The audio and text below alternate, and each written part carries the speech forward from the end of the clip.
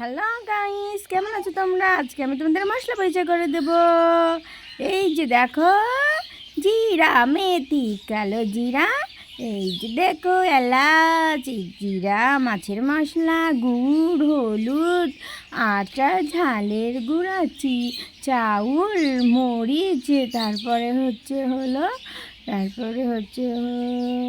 তেজপাতা, গুড়, অনেক ধরনের মশলা।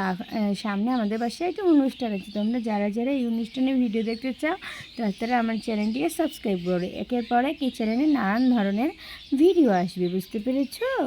এটা আমাদের বাসায় একটা অনুষ্ঠান হবে, সেই অনুষ্ঠানের প্রস্তুতি, রান্নার প্রস্তুতি।